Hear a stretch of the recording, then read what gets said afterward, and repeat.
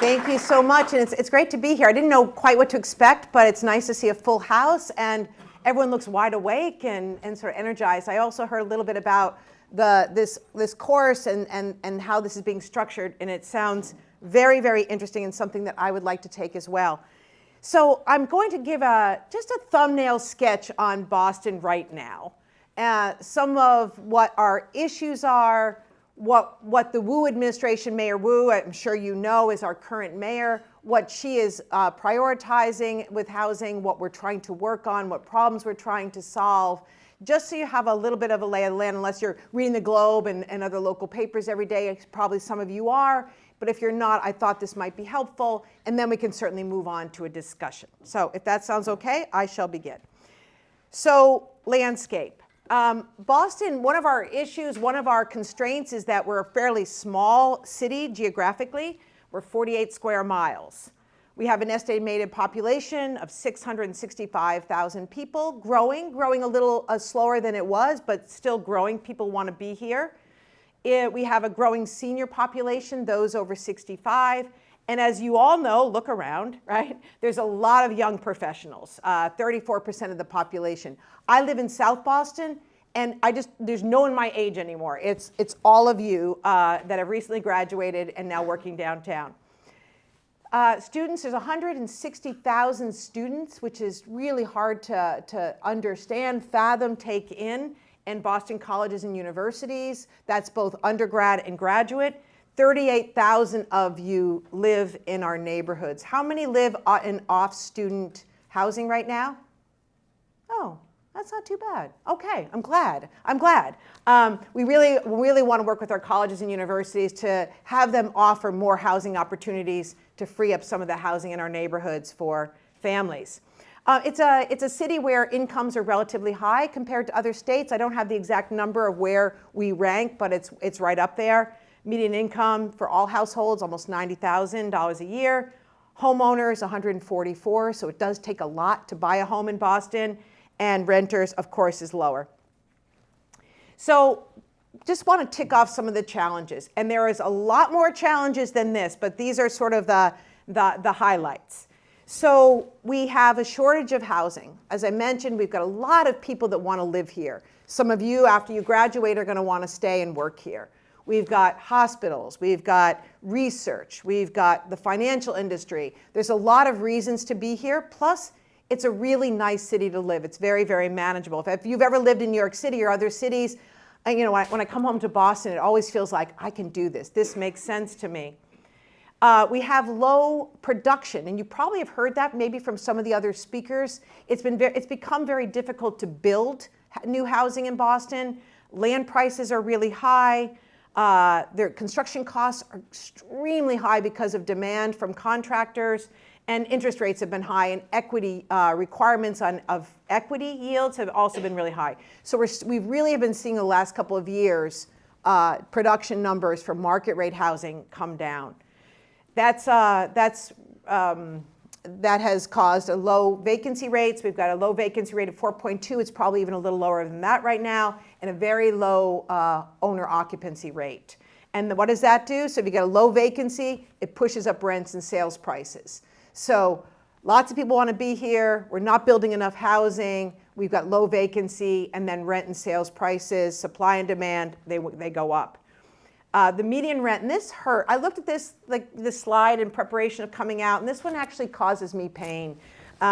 Median rent, mid-price, $3,200 to live here right now in the city. It's just hard to even fathom that. Median sales price, condos, 1s, 2s, 3s, $765. So what does that leave our population? 42% of all households are housing cost burdened. And the definition of that is you're paying more than 30% of your gross income, in housing costs. It's worse for renters. 50% of renters are housing cost burdened. They may only be paying 32, 33, 34, 35%, but they are housing cost burdened. And 30% of renters are severely rent burdened, and these are typically our lower income families and individuals. A lot of seniors on fixed income, are families, a lot of single parent families. They're really just trying to get by in the market, and they're paying more than 50% of their income in rent. And that is not sustainable. And when it's not sustainable, you see an uptick in evictions. So the bad news is after the pandemic, right, and there was a lot of eviction moratoriums in Boston and other major cities, there was a moratorium, and the state, and actually City of Boston said it too, you can't, because we have a public health emergency, you can't evict. And that gave us some breathing room because people's income were, crashing. But when we came out of the pandemic, we saw an uptick in evictions. It was almost like the courts were playing catch up and landlords were playing catch up, and a lot of people were facing eviction. In 2023, we saw 1,084 executions, meaning a judge said, here you go, you can force them to leave. The good news is this year, maybe there was a catch up. Maybe we're getting really good at targeting who's being evicted, and we do that. We look at the neighborhoods where we're seeing a lot of evictions. We've got a lot of programs that are helping people pay rent or find an apartment they can afford. We're starting to see evictions come down this year. That is a bright light. There was only, at this point, there's only been, how many, not many executions. 333 executions so far this year. So that's very, very good news. Low home ownership rates. So compared to other cities, compared to the state, 35% of our population are homeowners compared to 65 renters. That's a number that we would like to see get up. We'd like to see increase. We'd like to see more than 35%. And there's very large disparities in who owns a home in Boston. You have a much better chance of owning a home if you're a white household, or a much lower chance of owning a home if you're a black resident, 17% if you're a Latinx household. So really big disparities, low homeownership rates and disparities within racial categories. So these are some of the really big, very, very high costs to live here. People are rent burdened. It's very difficult to buy a home. Who's depressed? It can be depressing. Just wanted to give you a snapshot. This talk is not about our homeless system, but certainly our homeless system is a byproduct, at least to a large degree, a large percentage of our housing issues. This is maybe a little hard to take all in, but this is a point in time count that we did last February. Maybe some of you even participate in points in time counts where we fan out across the city and we do a comprehensive count of our homeless populations. You'll see the street count has gone down, which is very good news. The good news about Boston's homeless, there's no good news about Boston's homeless. Let me rephrase that. Boston has a very, very low unsheltered count every single year. And compared to other major cities in the country, we have the lowest street homeless population. Out in the West Coast, maybe some of you are from the West Coast or you go visit, there's tents as far as the eye can see. There's tens of thousands of people that are on the street. We had, in February, 134 individuals on the street. That's the good news. We're also a right to shelter state for families. We're not official right to shelter state for individuals, but we have a very, very large, pretty well functioning shelter system in Boston where we really can house those that are homeless, make sure they're safe, make sure they're fed, and get them the services they need. So the shelter system is not ideal, it's not perfect, we don't want anyone in a shelter, but we've got a system that kind of works in Boston. You will see that the numbers for the emergency shelters, people going into Pine Street, the city shelters, went up slightly, and the family shelters went up slightly from 22 to 23. And that's because of the influx of migrant families and individuals into the city. And I'm sure you have been hearing about that, seeing that. Boston is a very welcoming place to come. A lot of families and individuals came, especially from Haiti because of the unrest. And we've had very, very large numbers of Haitian families and individuals coming into the city. And when they can't be put up with family and friends or churches, they will find themselves in our shelter system. And that has caused the governor recently to really, especially with the family shelters, to limit the number of months that families can stay in our shelters to 9 months, because it's just, she had to put a time limit on it because they were just getting full, they were getting more and more full, and people weren't moving, and they were starting to use shelter as housing. So now there's a real push to get people out of family shelters before the 9 months is up. So there's been a lot of turmoil in our shelter system because they weren't really designed to handle the number of migrants that are here, but they've been doing their level best to do so. So I just wanted to talk a little bit about homelessness. The point in time count will happen in January or February. I don't have a date yet. And so we'll see what is happening across the board. The point in time count is imperfect because if it's a warm night, more people are out on the street. If it's a freezing cold night, more people are in. So it is sometimes weather dependent, but it is a one night where everyone in the city is counted thoroughly. Okay, so I maybe have depressed you. So I'm now gonna shift and we're gonna talk a little bit about what the Wu administration is doing. And there's many departments that are working on this. It's the Mayor's Office of Housing, which I oversee. It's the Boston Housing Authority, which Kate Bennett used to oversee. Kate, wave. Kate Bennett used to be the director of the Boston Housing Authority. We have a planning department. They're involved, inspectional services. So a lot of city divisions and departments working together to solve this issue. So Boston has the highest percentage of income-restricted housing in the country compared to every other major city. And that is something, if you take one thing away tonight, take that away.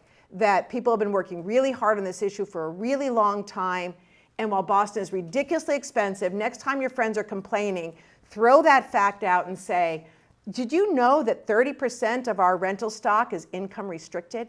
Because it really is it's something that I'm very, very proud of, not for myself, but sort of for everyone who's been working on this issue for decades.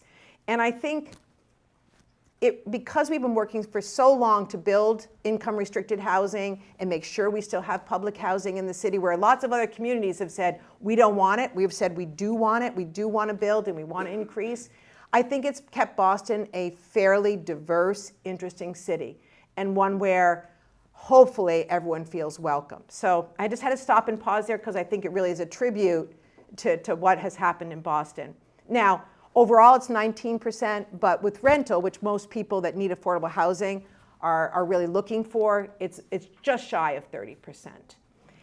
So the Wu administration's working really hard to increase that number. We want a higher percentage. We want more affordable housing. It's hard to site, it's expensive, it takes years to get a project off the ground, but we have been permitting about 1,000 units a year of new income restricted housing.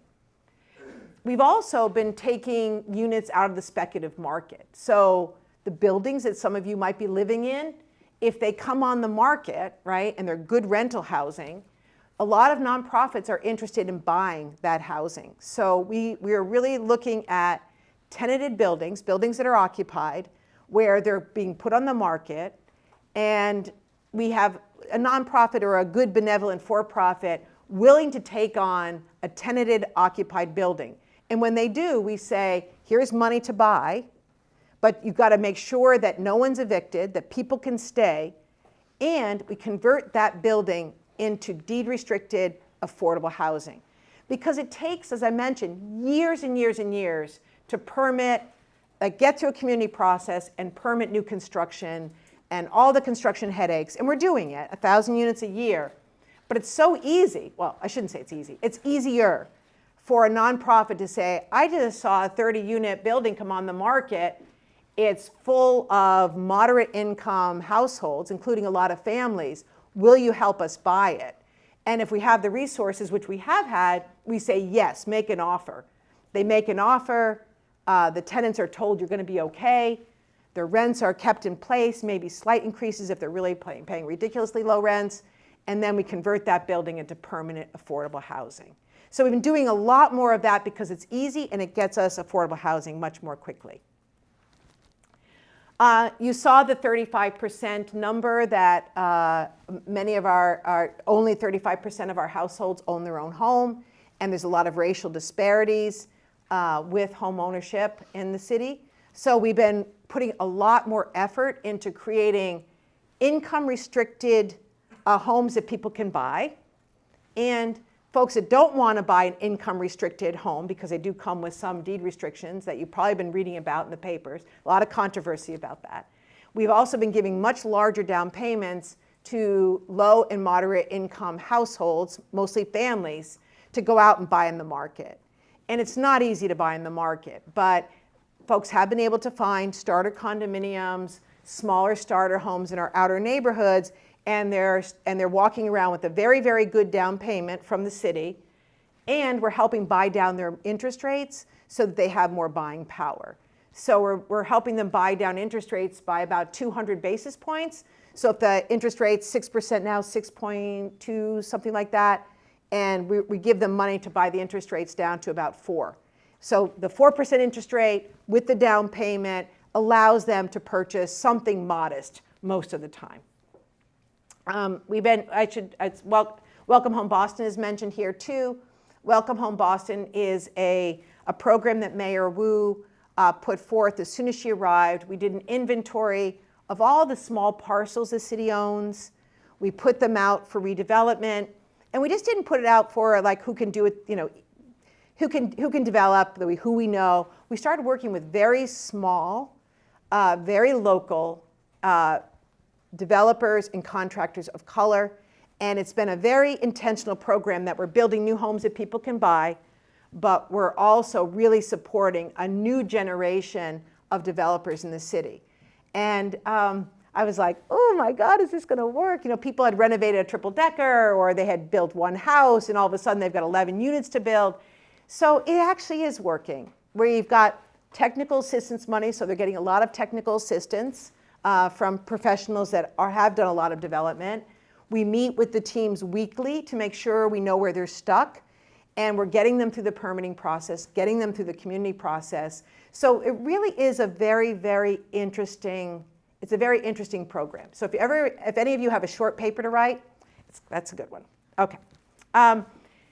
We also have been working very hard to increase resources generally. So I just did a few slides on what we're trying to produce every year, but we have to also set in motion resources that will help us continue this work into the next term for the mayor. So when the mayor came in, she said, I want an audit of all of the land and buildings that we own that could be converted into housing, affordable housing, mixed income housing. So the audit was done. We released it with great fanfare. It's really good.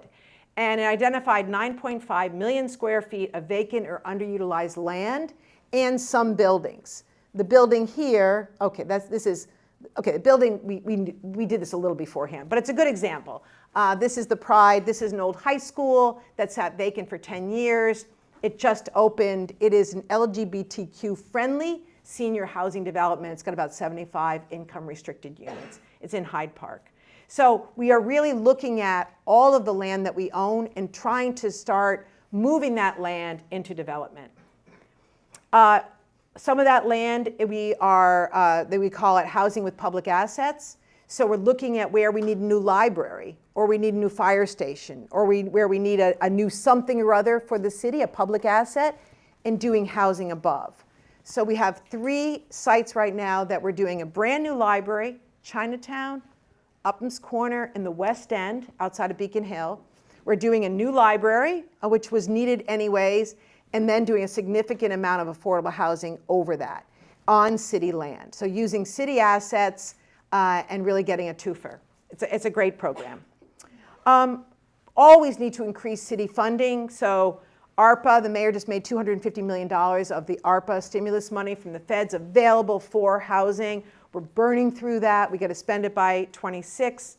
We did pass the Community Preservation Act, which is a small tax, but yields a lot of money every year for affordable housing. And we increased linkage. I don't know if you've studied linkage or inclusionary development, but linkage is a fee that we get from developers of commercial developments. Hotels, dorms fall under that, labs. And when a developer comes in and they're developing a new commercial building, we take $25 a square foot and put it towards affordable housing. So we increased that under the Wu administration. So it's always about growing a pipeline of really good projects, but making sure that we've got the resources we need to make sure that those projects can advance. This is super duper controversial. Did any developer come in and say the city makes it too hard to develop? Yes, they did. Don't believe a word they say. No, it's so.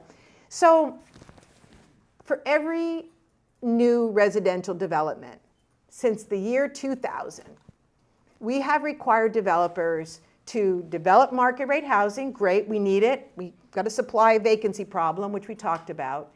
But we want them to set aside a certain number of units at below market. And so when it started out in the year 2000, it was 10% of the units needed to be affordable, and the incomes were, I don't know, I forget exactly what they were pegged at. And then in 2015, it went up to about 13% of the total number of units.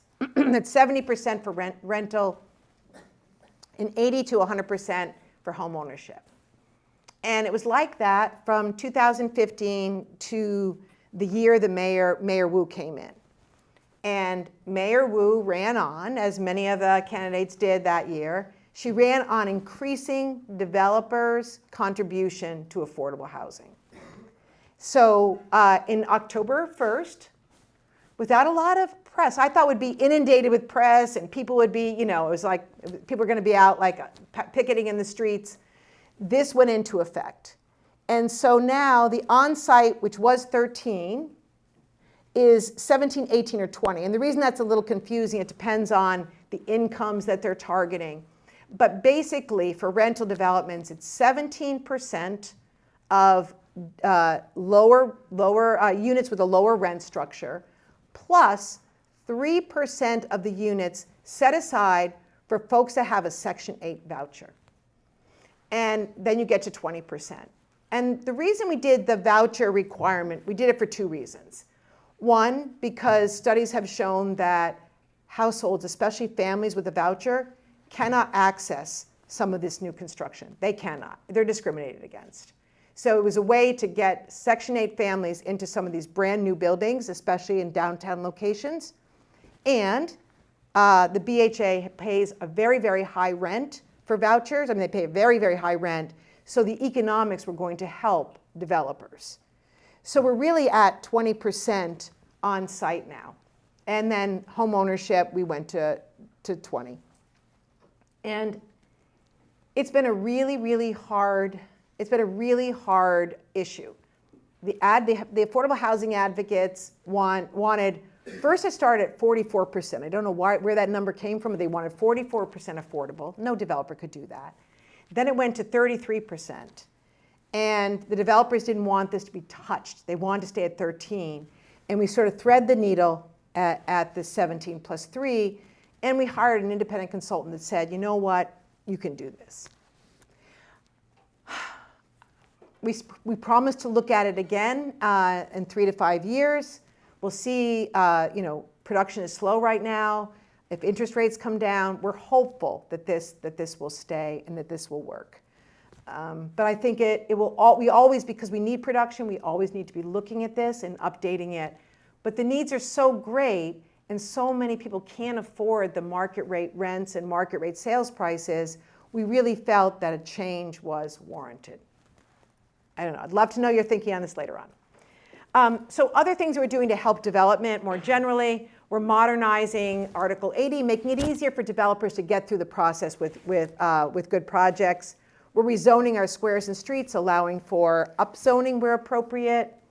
The mayor had an executive order that she signed when she came in, and she wanted to cut the approval time in half for affordable housing developments. We're at 35% reduction. We're not at 50 yet, but we're making progress. And we're really looking at how we can make ADUs more as of right, accessory dwelling units, those little huts in the backyards, as of right throughout the city. Now, I'm going to end with this. We have tried really hard over the last, I've been doing this now, for the last 3 legislative cycles, so that's at least 6 or 7 years, to get certain things passed at the state. So Boston's very limited because of its history. We have to go to the state to get approvals for a lot of the things we want to do. And it's not just housing policy, but it's a lot of other things, taxes and building codes, and there's just lots of things that sit at the state that you actually have to get approval at the state level to make changes. And things that we really wanted, and we have filed now for the last several executive sessions, legislative sessions, we wanted rent stabilization, more commonly known as rent control. It was a really reasonable, it was CPI plus 6, so it was like 8 or 9% increases. It was a very reasonable, it was really to do away with rent gouging. It didn't go anywhere at the state level. We really want a transfer fee, which would have taken a little bit of high-end sales and it would have doubled our housing budget. It died on the vine. It did a little better this year, but it died on the vine. And then we wanted tenants to give tenants the opportunity to purchase their buildings before they hit the market.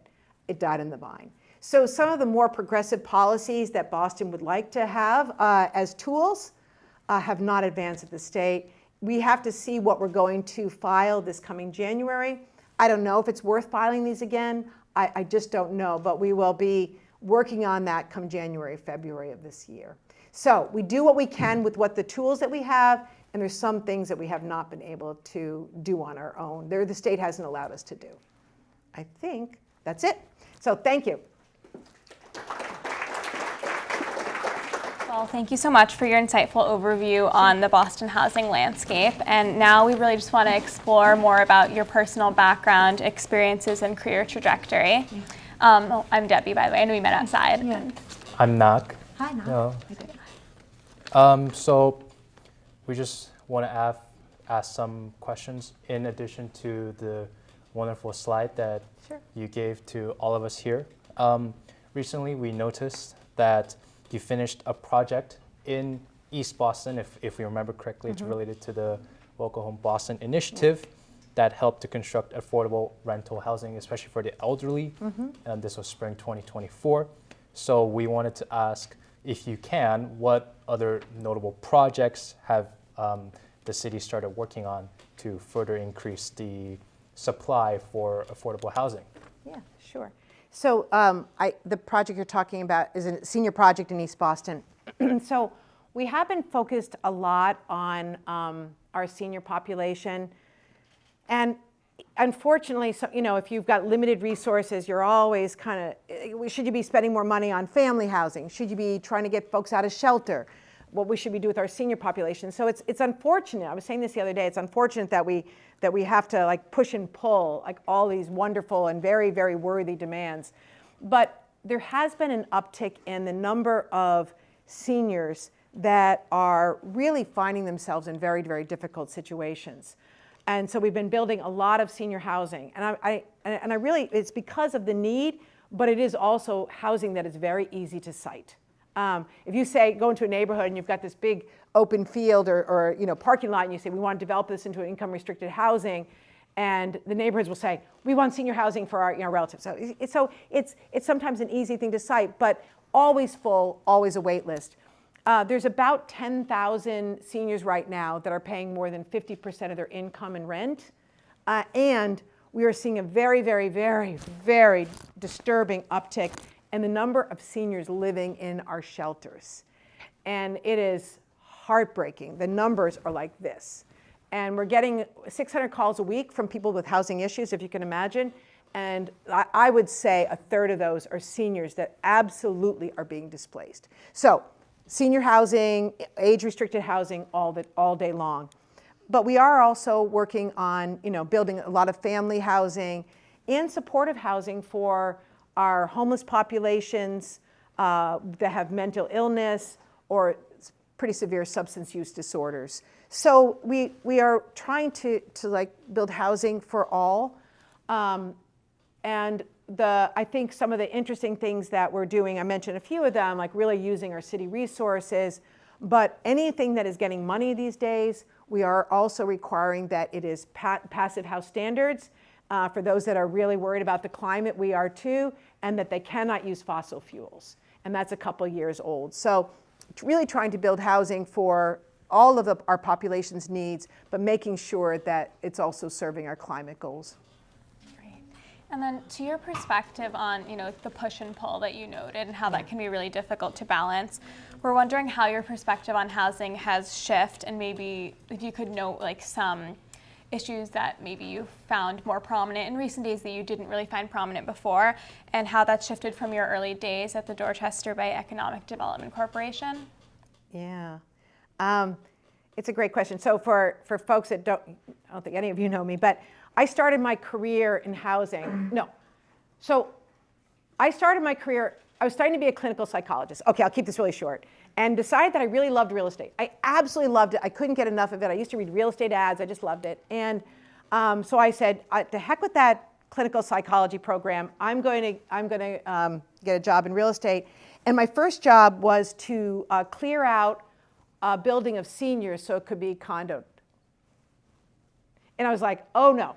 And then so in my early 20s, I was like, this is the worst thing I've ever done. This is mistake number 2. So I quickly left there, didn't empty out the senior building. I'm sure it was emptied out. I wasn't going to do it.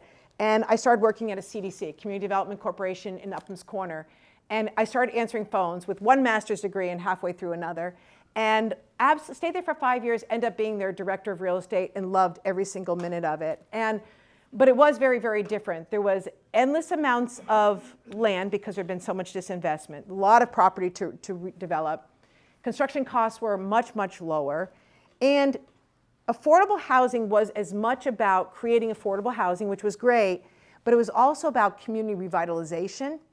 And so it was more about stabilizing communities than making sure that people aren't displaced. Because at the time, there was affordable housing, but there was also a lot of naturally occurring housing, right? Triple deckers and apartment buildings, and people with modest incomes could live in Boston, either in affordable housing or in the market. And that has changed, that absolutely dramatically. If you don't have a certain income and you're not in affordable housing, you are not living in Boston. You are just not now. Everything, Upham's Corner, doesn't matter what part of the city, it is $2,000 for a studio. And so it's very, very difficult to live here, much more difficult than it was. It had different other problems, right? There was crime and disinvestment and arson, but it was just a different set of a different dynamic. I will say though, I was at an opening of a senior building. I'm talking a lot about senior buildings tonight, but a senior building in Upham's Corner, and it was beautiful, passive house. Seniors were happy, lots of services, and there was this beautiful roof deck that looked downtown. And I was standing there, and I'm chief of housing now, have been for a while, but I was at the time, and I looked at all these projects that I had been involved in, and the neighborhood was so strong. And my takeaway at that moment was, it really does take time to stabilize neighborhoods and make sure that the residents are going to be okay. Nothing happens overnight, because it was like 20 plus years ago that I had been in that role. Great. As a city official, you have to serve the housing needs of the people of Boston, but you also have to maintain a balance between the people who live here, but also the people who build the housing, so the private sector, private interests. How do you balance between the two in order to improve housing in Boston in general? It's a really, really good question, and I think the inclusionary development slide, what is that balance, right? So we really want to make sure that we're building as much affordable housing and making sure that people can stay in Boston or buy a home and stay in Boston.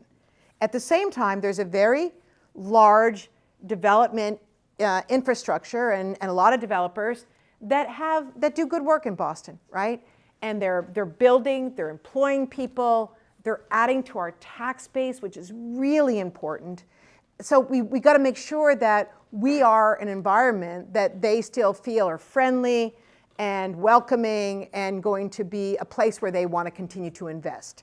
So we listen to them complain, and we listen to the advocates complain, and then we do try to find a balance where developers are going to say, yes, I want to stay in Boston. I feel like our work is validated, it's necessary, it's going to be supported. And we're doing that through, making it easier to develop and as of right zoning and, and just welcoming their ideas and their input. and at the same time, making sure that residents that would be priced out if they don't get, below market units, they can't access below market units. So we're listening to them as well. And it's a struggle.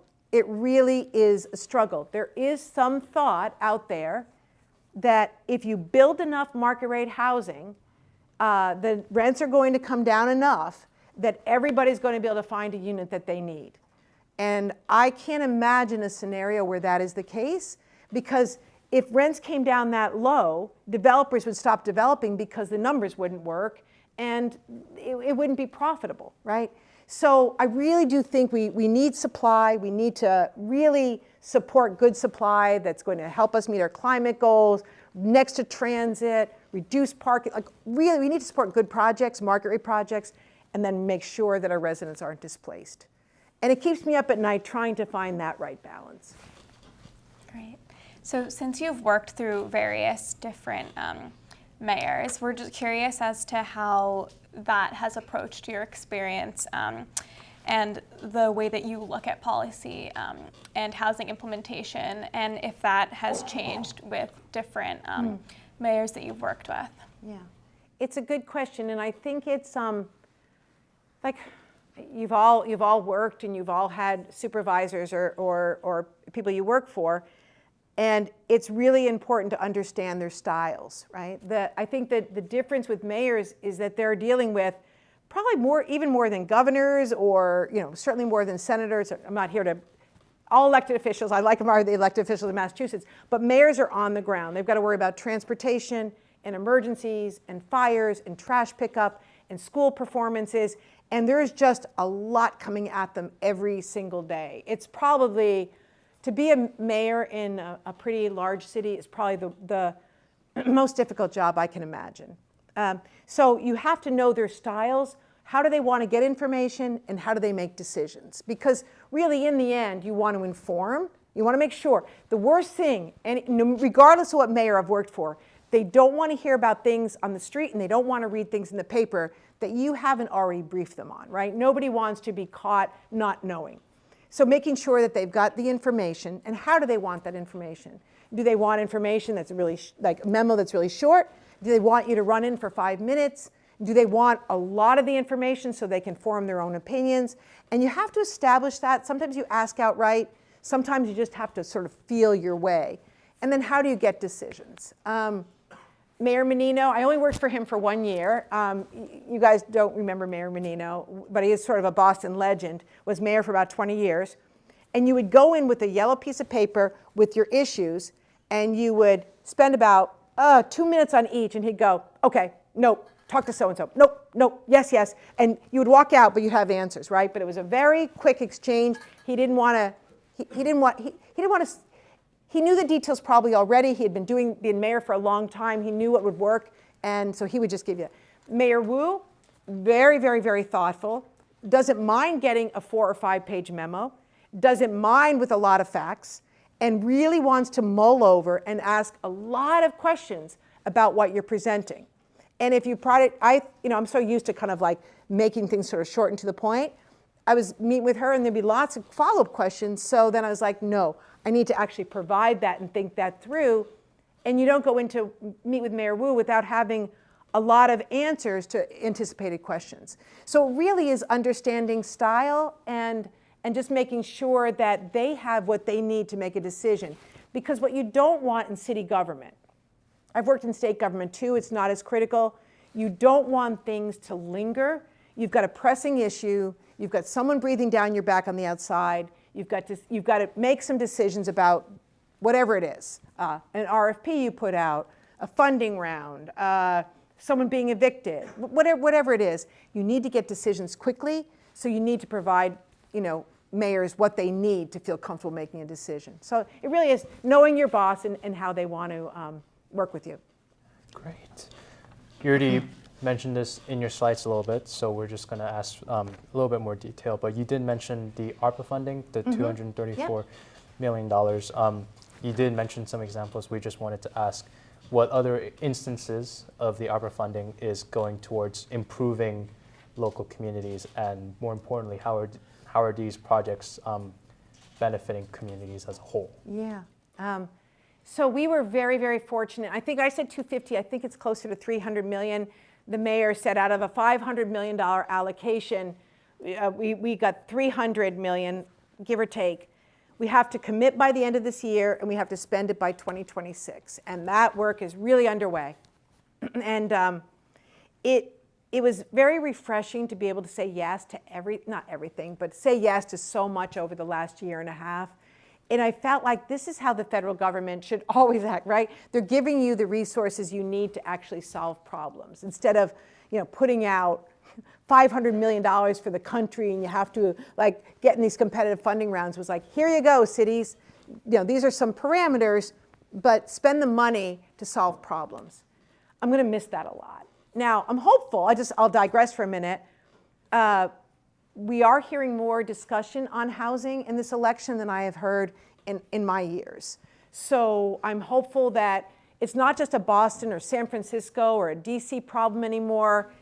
Every city and town, I shouldn't say every, but many cities, the most cities and towns are really starting to feel like their cities or towns are becoming unaffordable. I know, I hail from Vermont. Vermont is just crushed with housing prices. And it's in the Midwest, Arizona, Nevada, they're all just saying our residents can't live here anymore. So I'm really hoping, I'm hoping for a certain outcome, but I'm really hoping that there is more investment, more ARPA type investments. Okay, with that said, so we spent the money on AOP. We purchased a lot of property, which I mentioned, that program. We put $60 million into home ownership projects. We built a lot of supportive housing for homeless individuals with intense supportive services, including 1, 2, 3, maybe 4 hotels. Hotels that after COVID weren't healthy operations anymore. So we purchased them and converted them into supportive housing for homeless individuals. So we really just spread the money out, and we took the inventory of land, especially some of the very, very large parcels that we have, and we've jump-started infrastructure and first phase developments to really build thousands of units. So it's just been, it's been fun going to work and saying, people coming in with ideas and will say, yes, let's do that. It's just been great. So I am hoping that the feds continue it. Yeah. And I know you mentioned the difficulties that can be faced in communication with the state, let's say, as you mentioned, for efforts like rent stabilization. So we're curious if you can share a bit more about how the mayor's office collaborates with other city departments, state departments, and external partners. Sure. So it's, we do it in a very formal way sometimes. We have formal advisories on housing policy. If we're going to explore rent control or inclusionary development or linkage, we always bring in experts with a wide range of opinions. And sometimes it's more managing a meeting than actually, we hear, of course, and it's good to have, but sometimes, fights break out and people get very angry with each other. But we really don't make policy in a vacuum ever. We really bring in experts, both advocates and academics and real estate industry. So we do that in a very formal way. In a more informal way, we are always talking to our state partners, our real estate partners, our nonprofit partners, and almost on a daily basis. The state has been doing, Governor Healy has been doing a good job, a fine job taking on this issue, and hopefully you're hearing from someone from that administration, or maybe you will. They've just did a great bond bill, they're working on a housing plan, and they're inviting us to really influence a lot of those decisions. So we're influencing up, and then we're also going to them hat in hand for money pretty much every week. So it's a very, very, it's a very good working relationship with both our federal but our state partners, and then on a local level where we really do always solicit opinions from those impacted. One thing I will mention is, I don't know how many years ago now, I want to say plus 10, there was Sean Donovan, who you may know. He used to be the director of HUD, but when he was housing director in New York City, he decided that major cities were all, like they weren't facing, they didn't have all the same issues, but there was enough overlap that we need to learn from each other in a casual but in a meaningful way.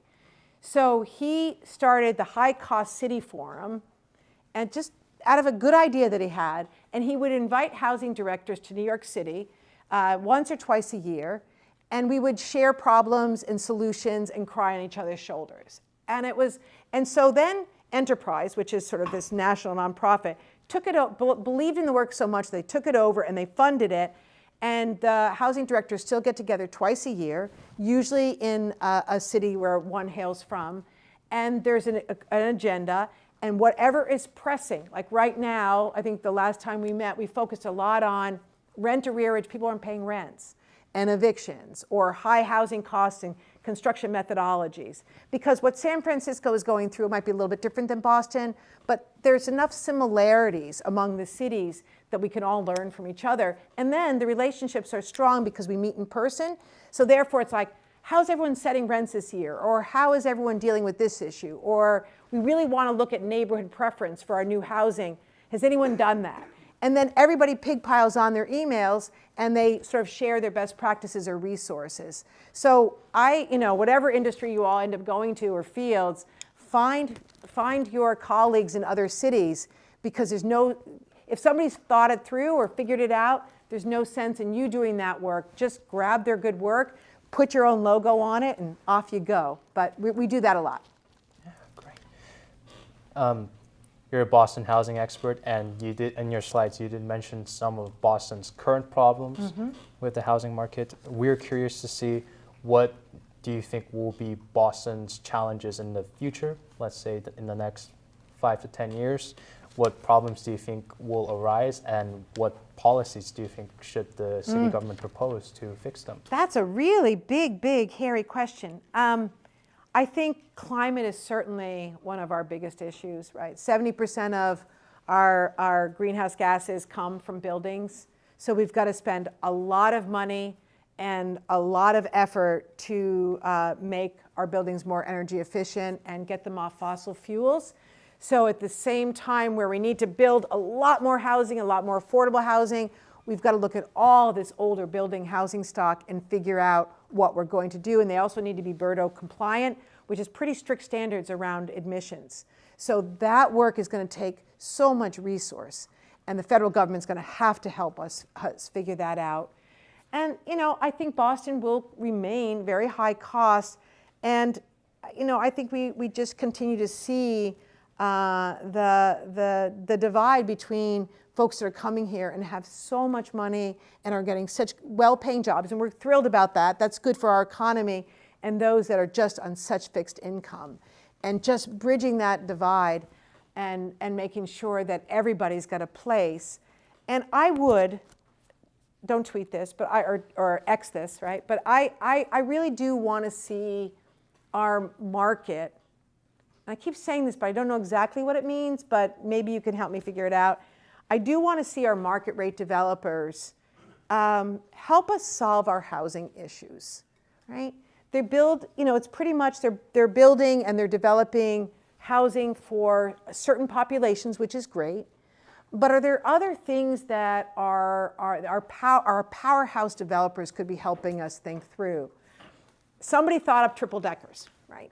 Call them ugly, call them whatever, but they were a response to a large influx of migrant families coming in that were intergenerational, that had large families. And voila, there's neighborhoods full of them, right? So I'm just, we're doing the best we can with the affordable housing resources and our approaches and our programs, but I'd love the market and our innovation communities to really help us figure out how to build other and build different and build less expensive.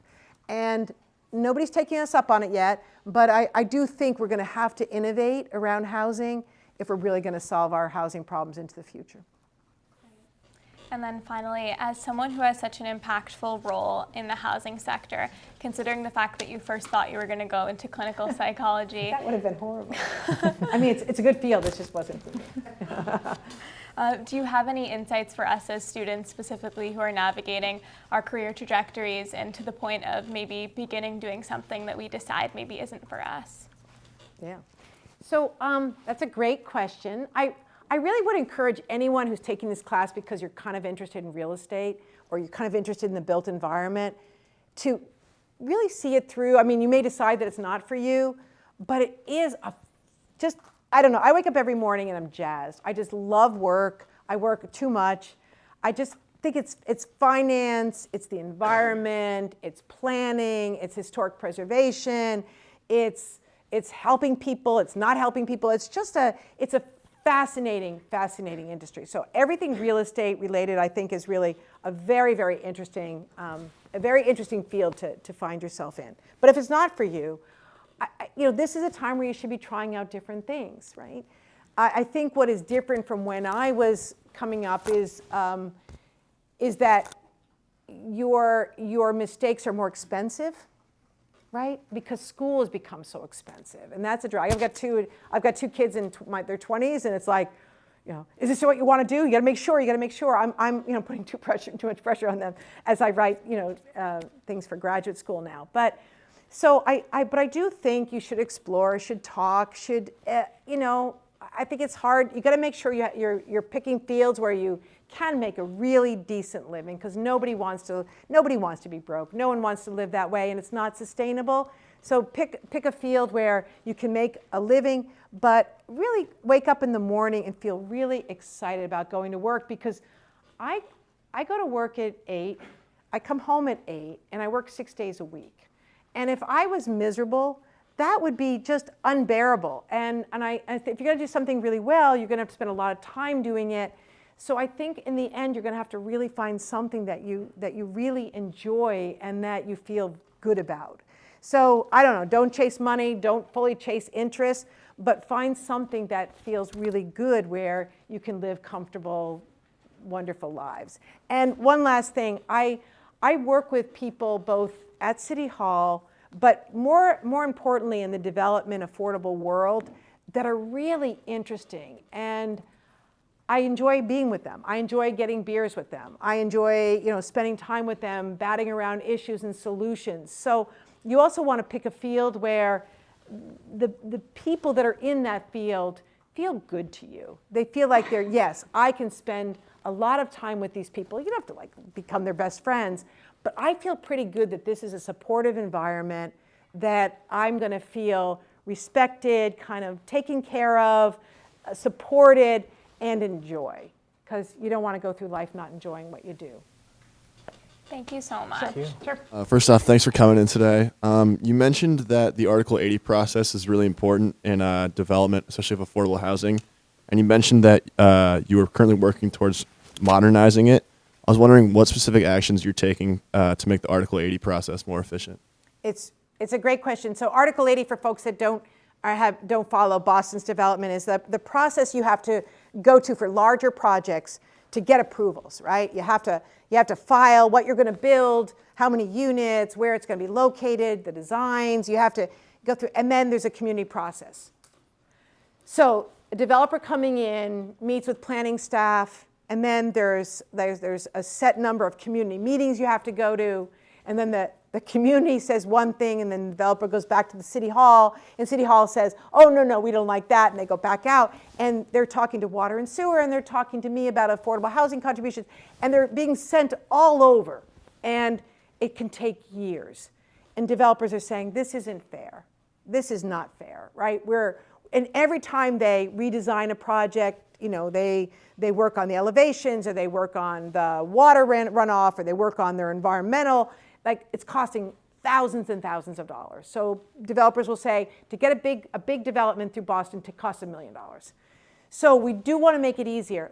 Everybody in the beginning, get in a room, I'm exaggerating a little bit, but everybody get together and figure out, give one set of directions, and then have community, right, earlier in the process also giving input, but community members that might be in place in these advisories for longer periods of time.